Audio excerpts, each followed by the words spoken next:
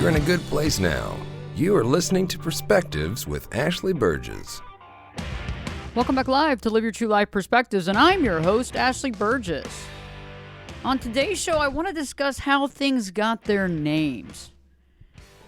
When we think about how things, objects, animals, how things actually got their names, and why do we give these names, the words, why do we give them so much meaning?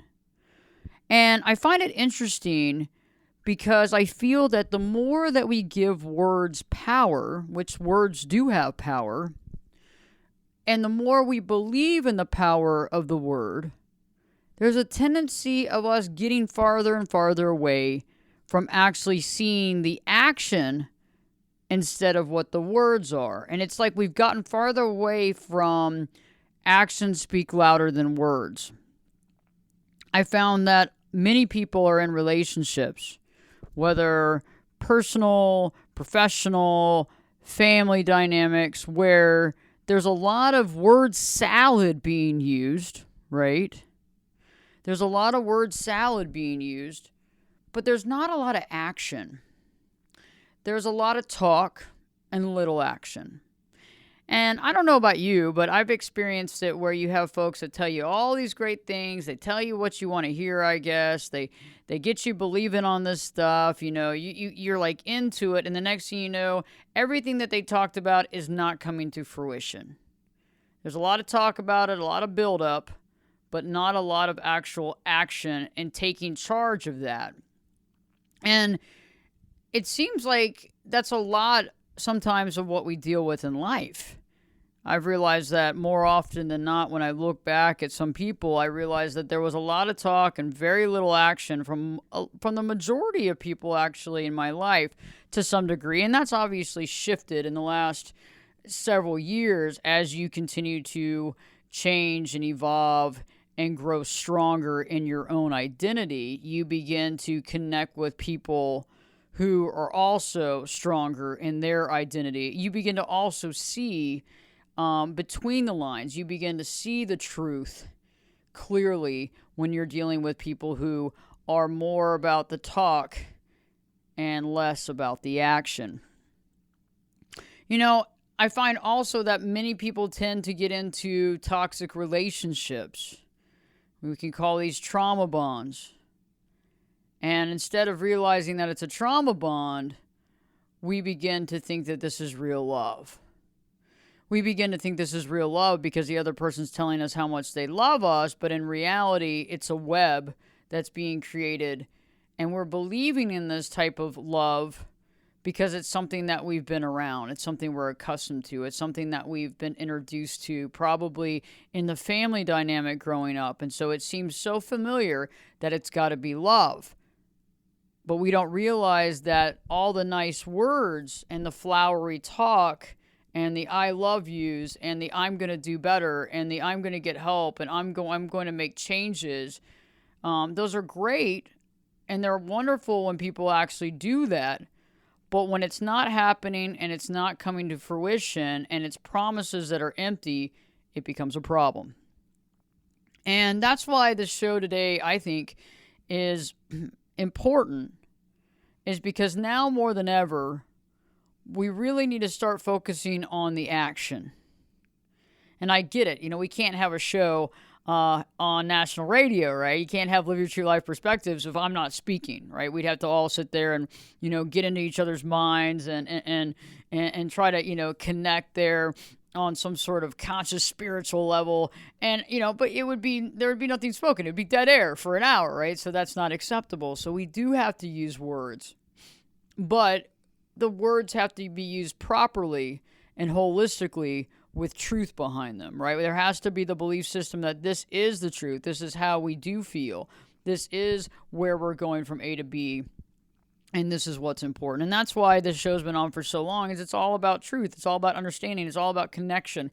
It's all about conscious living. It's about living our true life. And so I want to start talking about how things got their name, and I want to have a little bit of fun with this so we can actually think about things just a little more clearly sometimes and have a little bit of a laugh today to realize how we take things so seriously.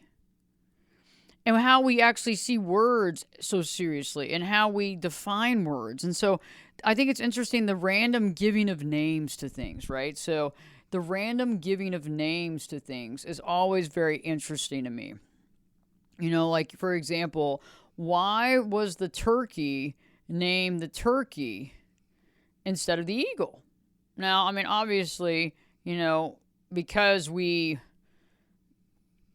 know that a turkey is a turkey and an eagle is an eagle, it's different. It's different. And so it's hard to sit there and say, well, I don't know. I mean, an eagle doesn't look like a turkey and a turkey doesn't look like an eagle. Well, okay. Well, that's because we've grown up with saying an eagle is this and a turkey is that. And so we give this meaning and we give this belief to, okay, this is what that is and that is what that is. But if you really think about it, yes, there was some thought that went into it. But for the most part, this was a random giving of names. A random giving of names. We're randomly defining things as well. And so we've grown up with this. We were raised around this. We grew up around this. And so we don't really know anything different, right? We don't know anything different. And so then as we get older, as a child, we begin to know what words are. We learn our numbers. We learn words. We learn what the word means. Cat, dog. We learn all this kind of stuff. And we give meaning to it, and we define it, and we see it as it is, right? And so that's always interesting, and I understand that. And in order for us to speak and have a language, I get it. The importance of that is definitely viable. However, I feel that sometimes we give words too much power. Too much power over us. Okay? When you think about words that are endearing, and when words are given to us that are endearing or told to us, I really respect you, or I care about you, or I love you, or I can unconditionally love you, those are amazing things. Now, especially when it's backed up by action, that's when things start really gelling.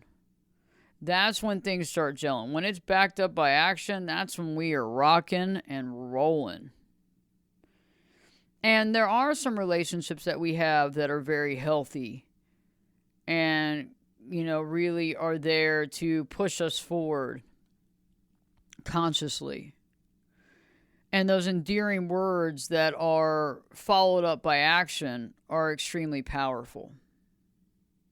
But what about like the profanity? What about the words that really upset us? What about when somebody calls us a name? What about when somebody uses obviously the bomb, or yells at us about that, right? The F-bomb or whatever they're using. Think about that and we get, angry about that. Or, when someone calls us stupid. Think about how angry we get with racial comments. And I'm not playing this down at all. I'm saying, though, how much power these words have. And it's interesting because I feel like some words have too much power. And then I feel that some words that have this power are grossly misused.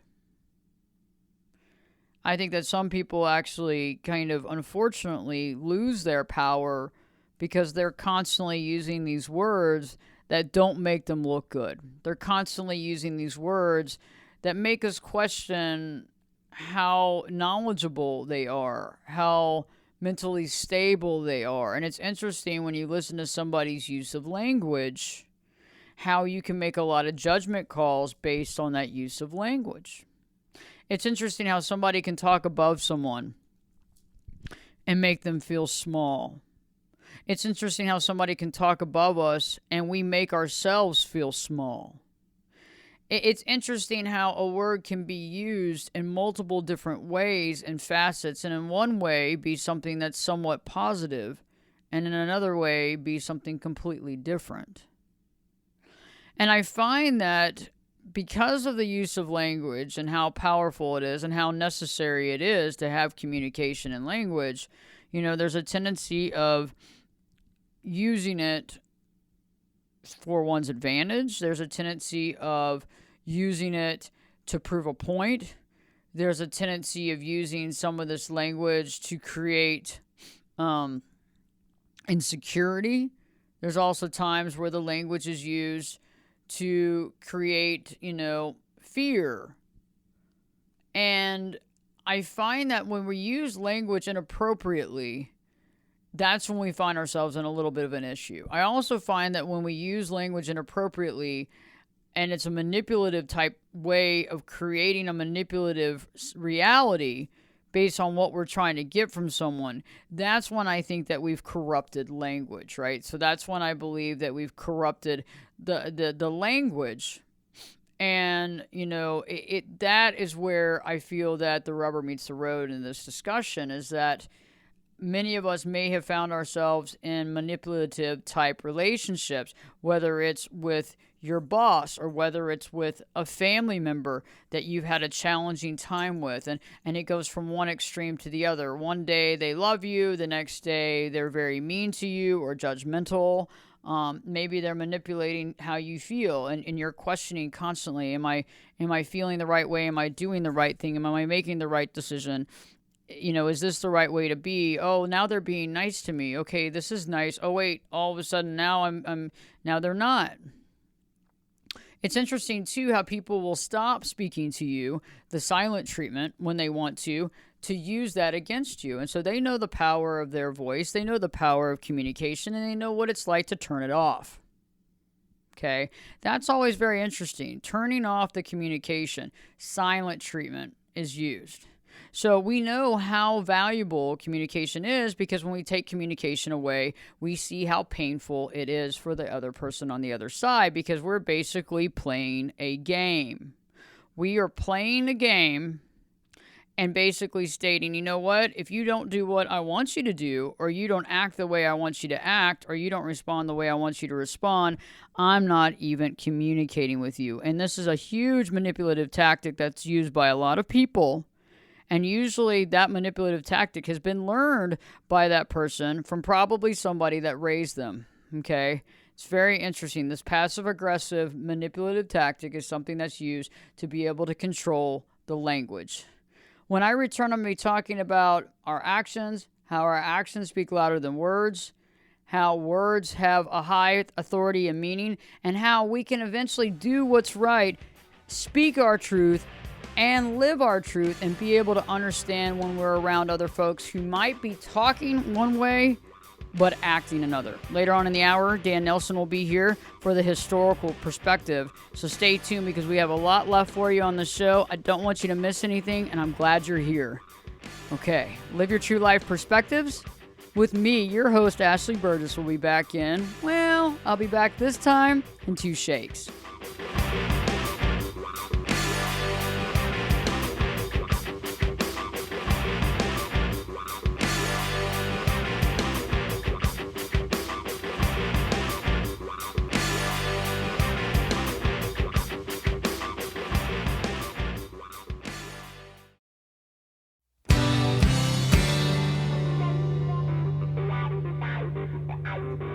Turn it up and jump in the deep end on perspectives.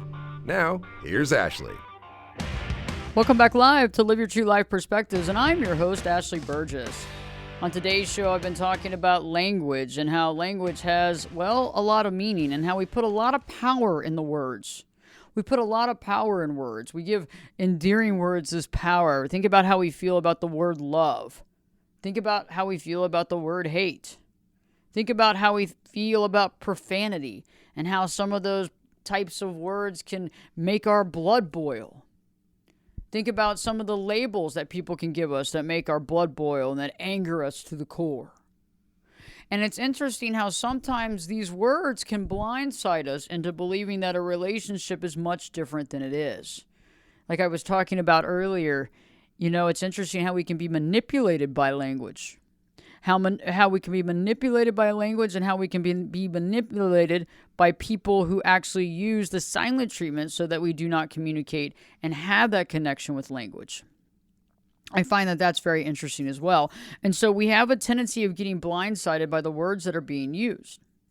We have a tendency of believing the words instead of the actions. We have a tendency of believing the words instead of looking at the actions. And see, the reason for that is we were brought up to believe that the words are so important. We were brought up to believe that the words are so valuable. We didn't really look at what the action behind it needs to look like. And so today's show is about really thinking about it. Because think about it. I like to have a little bit of humor. But it's like, why would somebody why would somebody give the name of an ant to an ant? Yes, it sounds like it works now because you know what? That's how we grew up knowing it. It's like, why did the cow get the name of cow? Why did a dolphin get a dolphin name? You know what I'm saying? I mean, why isn't dog cat and cat's dog? Really. Because if you grew up with cat being dog and dog being cat, you wouldn't know any better. It would be fine. Everybody would be good and they'd be calling, dogs cats and cats dogs forever. Think about it. I mean, the word marriage,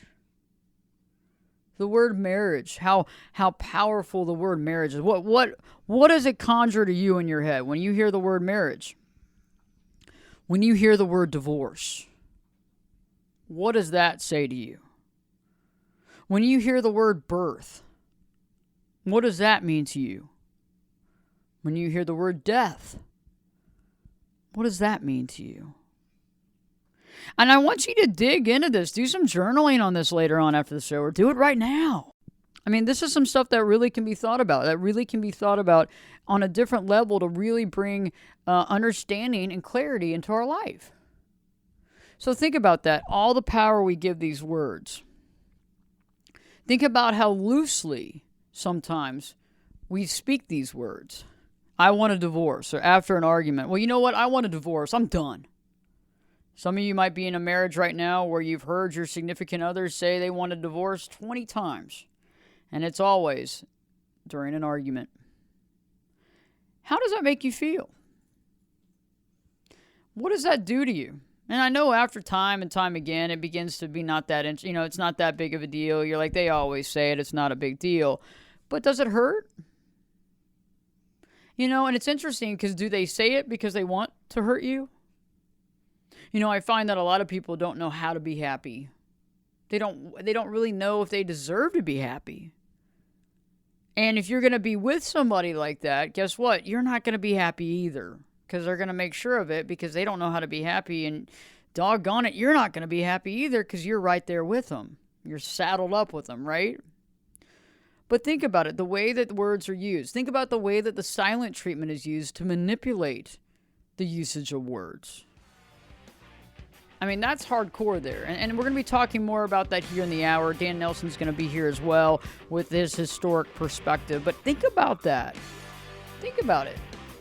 The way that we give all this power to words, the way that we think about the words, the way we interpret the words, and sometimes how we use the words for not always the highest good.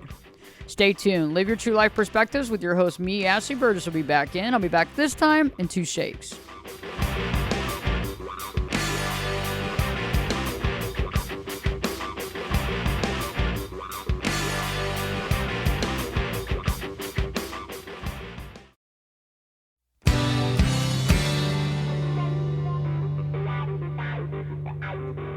This is Jake Busey, and you're listening to Perspectives with Ashley Burgess.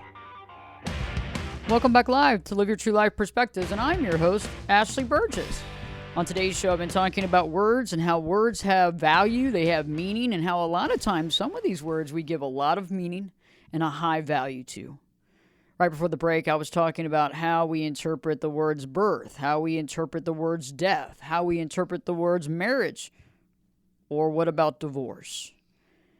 And it's interesting how these words can have power, lots of power. And they have their own definition and their power.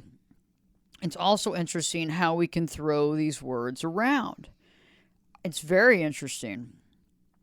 I mean, how often have you been in an argument with your spouse and the first thing that they go to is, I want a divorce. I'm over this. I'm tired of this marriage. I want a divorce. How many times have you heard that? Right? Now, if you're in kind of a trauma bond type relationship, or you're in a relationship with someone that, is pushing your buttons, this is the go-to argument. Some of you might be in marriages where, when there's a type of argument or a disagreement, the other person begins with the silent treatment. Silent treatment could last several minutes to several days. I've even heard of some silent treatments lasting weeks into months with the folks living in the same house. I mean, that's intense. And think about how powerful words are, but also how powerful cutting the ability to speak off is, because that is one of the highest levels of manipulation there is to stop communication completely. If I stop communication, I don't allow you to communicate at all. I'm holding all the cards, okay? How many of you probably listening, I know I've been in it before, have been in what I would consider a trauma bond? Many times in a trauma bond, we think the trauma bond is real love, when in actuality, it's actually a trauma bond, okay? Two people bonded in trauma beginning at a young age, and then we're basically reliving this type of trauma throughout this next relationship. Now, in order to win against the trauma bond, we actually have to get right with ourselves, understand, be able to dig deep and understand why we're matched in this relationship. What brought me to this relationship? What am I supposed to learn? All of these trauma bond situations are based on learning. It's not a horrible situation. It's not like, oh, I've been destined to hell. No, it really is about learning. But see, for many of us, it's hard to see that. And for many of us, we keep going back into the cycle pattern of the trauma bond because we haven't realized the journey in the lesson that we are supposed to learn. All very interesting stuff. But once we graduate through the trauma bond situation, we begin to see ourselves more clearly. I think I've spoken this on other shows. I know I've spoken this on other shows that, our purpose in life is very interesting. Our purpose in life is not about what company you started or how much money you give to charity. Not that that's not important stuff, or what grades you got in school, or how many degrees you got, or how many children you have. Or, it's all great stuff, but again, these are ancillary things. These are side things. They don't make out your purpose. Your purpose is about learning who you are and understanding who you are and graduating to a position of understanding that and understanding who you are. And understanding a trauma bond is something that really helps you to understand who you are. Because when you're in a relationship and you begin to realize that it's not real love, it looks like it, but it's not. Both of y'all are dealing with situations, and both of you are fueled by each other and triggered by one another to continue into that cycle until you begin to see the truth. Now, in a trauma bond, the words that are used are very powerful. The mean, angry, venomous words that are used. And then maybe the day later, the endearing, loving, caring words that are used as well. It's like a blender of emotion. You go from one extreme to the other, from the other to the other extreme. You don't know where your head ends and your butt begins. Because it's crazy in a way, and people say it's crazy making because you don't really know where you stand. It's up and down, up and down, up and down, and then we get these words of validation, and we hold them so tight like diamonds, when in reality these words of validation are only just crumbs, because it's not the truth. It's not the truth. But in the moment it might be, and in the moment the person might feel that way, but they don't follow up with that as well. And so it's very interesting how, to me, a trauma bond is fueled not by the actions of someone, it's fueled by the words. Because if we got silent in those relationships and just watch the relationship for what it is based on the actions of each other, we would probably come to the conclusion a lot quicker of what we're actually dealing with here, right? Allowing us to understand, allowing us to be able to observe like a scientific experiment, which I help my clients do, being able to step back emotionally, not confusing what's being said versus what is really being done, and then being able to execute the proper plan to begin to exit out of that relationship and begin to understand ourselves on our own and why we got in that relationship to begin with. Now, in the beginning, it can feel like the other person is evil, but are they really evil? Because I don't think that we can ever paint one person black or white. Nobody is always a savior and a saint, and nobody is always a horrible sinner and a horrible person. It just doesn't work that way. There's always gray areas. And so when we understand that, we begin to understand that the trauma bond was actually a gift given to us to understand better yet who we are. Better yet, who we are as a person, and to understand where some of that trauma began. And I'm going to be talking more about this after Dan's conversation about the historical perspective, because I feel that a lot of times we can get confused by this, but we can get confused by words so easily. I need us to just start stepping back and seeing what people are actually doing. If we actually see what people are doing, it can be very helpful. Also, it's a good check for ourselves. How are we doing that? Are we checking ourselves what we're saying versus what we're doing? Because we might be doing this exact same thing to other people in our life and not know it.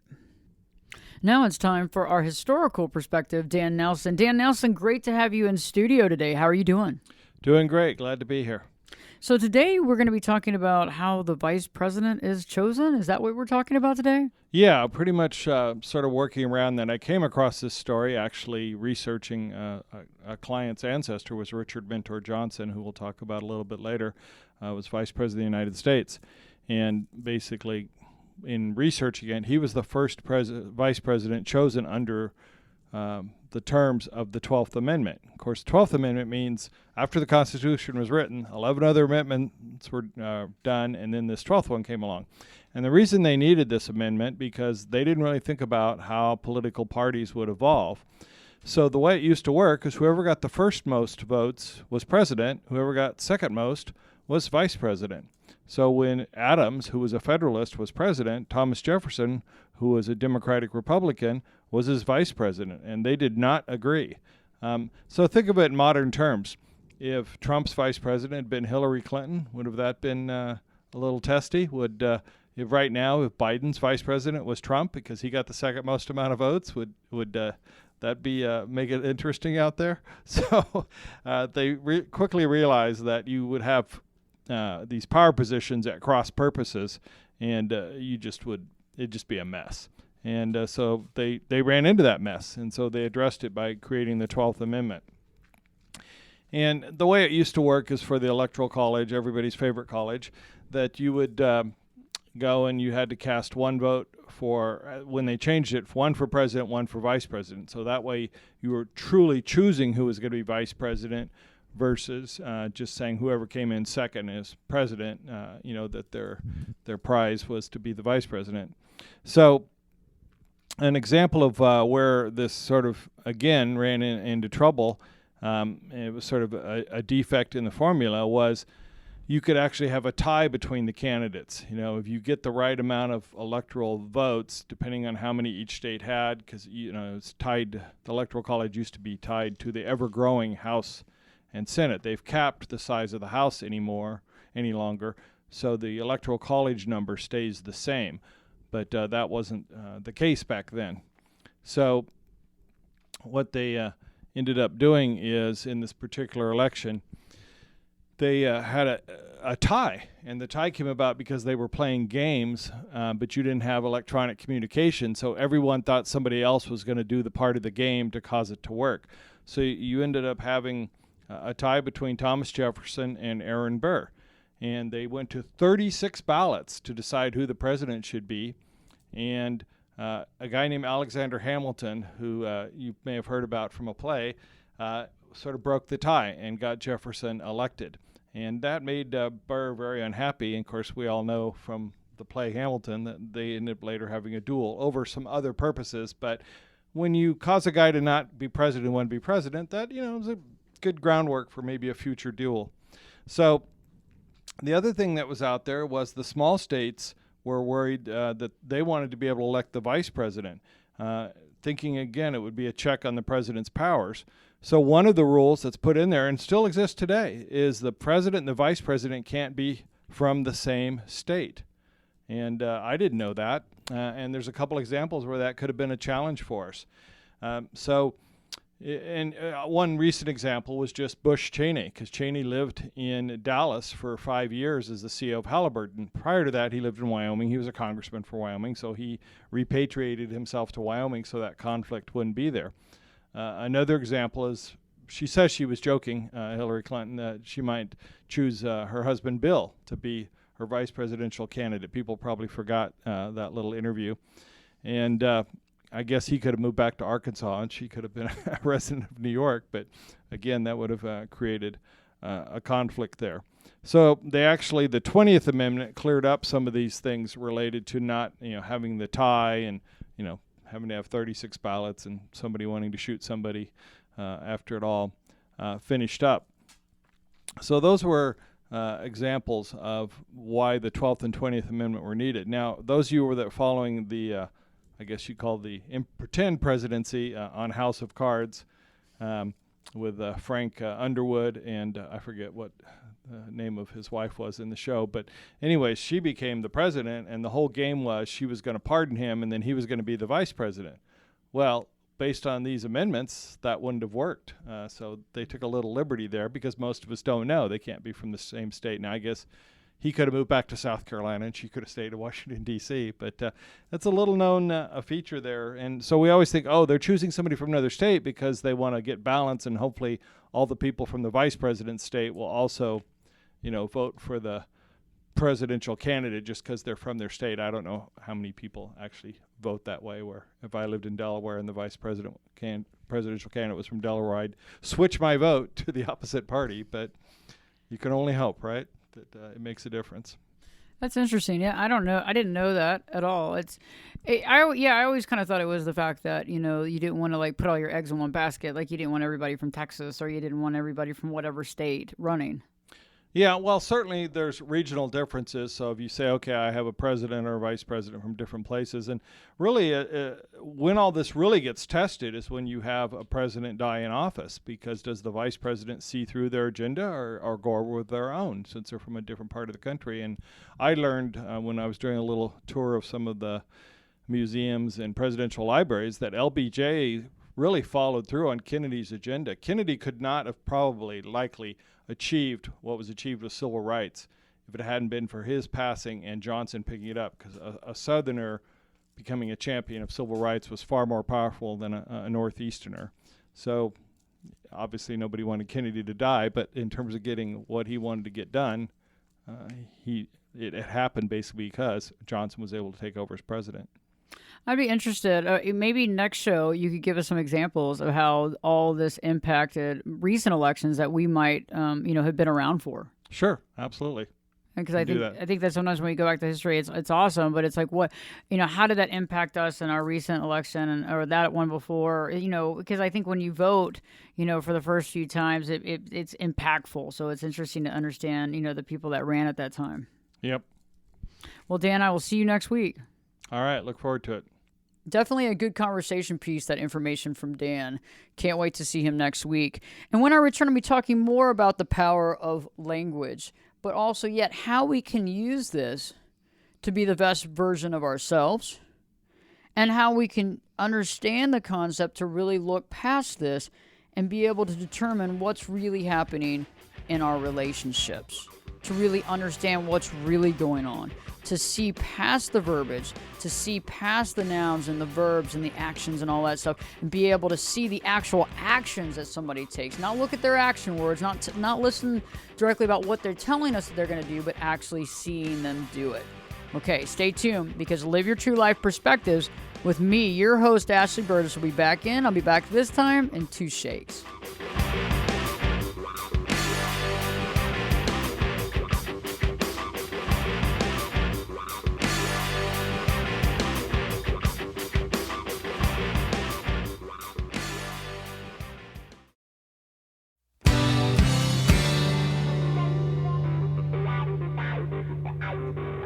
Get in here.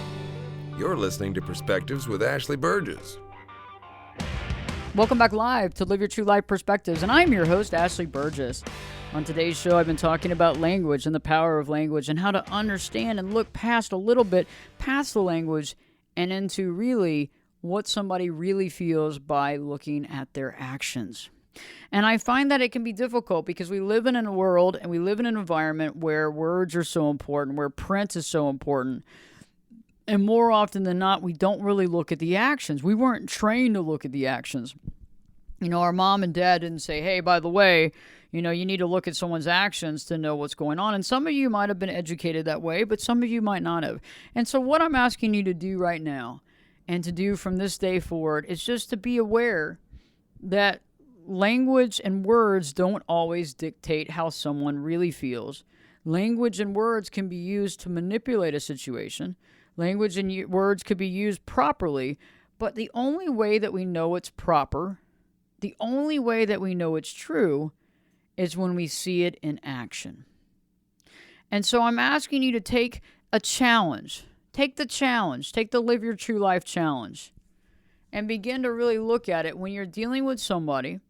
And it's easier sometimes when we're thinking and using this technique, not necessarily with the people that we live with, and we'll eventually get to that, and that's the next stepping stone. But I believe it's starting to use that with friends, folks at work, because it makes it a little easier, because when somebody does let you down, or you do see the chinks in the armor, and you do see that the words were just words, it doesn't hurt as bad. But we need to use this across the board so that we really understand where we stand with these folks, but also how these people really see us and what they're really doing about it. Because it's interesting, because somebody can tell you that they care about you, but do they show that they care? Do they do the things that are what a caring person would do, or do they not?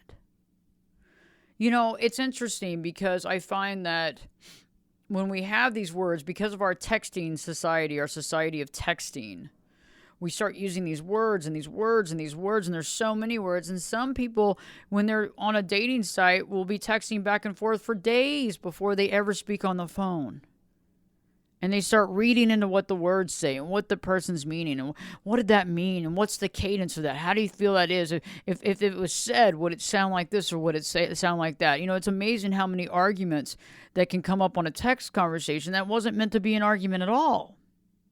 But do you see how powerful words can be and how we need to really get past those words and see how somebody actually truly acts? And that's when we know what they really think. And it's fine. We can't know what everybody's always thinking all the time. And do we want to know? No. We need to really figure out who we are and find that value within ourselves. And I'll be doing more shows on finding your value within, so that you're not giving your power to other people hoping that they see your value, because that's why we find ourselves in a lot of relationships that might be more trauma bonded, because we want them to see our value, because mom and dad or somebody never saw our value, and now we're back in this other relationship where this person doesn't see our value. You see what I'm saying? And so this is stuff that we really need to discuss. This is stuff that we really need to understand, because once we really truly understand this, we don't get caught in the mix anymore of, okay, well, this is what they're saying. I know that this is what they're saying and it feels really good. It's like love bombing, right? In the beginning of a relationship, when you're being love bombed, you're like, oh my gosh, I've never been in a relationship like this. It's like a whirlwind of romance. I've never felt this way. This person's always here and they're attentive, and it's just amazing. But it's like eventually that starts running out, and then you try to get back to that situation and you're like, what happened? But we realize that was what somebody was doing in the process because of their own insecurities. And if we actually would have paid more of attention to the actions, we would have started seeing some issues. Instead, we were just hearing what we wanted to hear. I find that many people can get into trouble with different relationships because they surround themselves with people that tell them what they want to hear instead of people that tell them the truth. And this is where we need to figure out. We need to see the action and put more value to the action than the words. If you haven't already, check out my website. Go to ashleyburgess.com, ashleyberges.com. If you'd like to work with me one-on-one, you can sign up right there on the website. Go to ashleyburgess.com, click on coaching sessions, and you can set up an appointment right there. As well as you can go to YouTube and check out some of the latest video content. We put up new videos every single week on everything from codependency to trauma bonds to communication to manipulation to gaslighting, and the list goes on. I hope that you've enjoyed this show, and we'll be back next week. I can't wait to see you, and I'm glad that you've tuned in to Live Your True Life Perspectives. And in the meantime, remember, it's all about action. Action matters. Our actions matter just as much as other people's actions matter. Live Your True Life Perspectives with me, your host, Ashley Burgess, will be back in.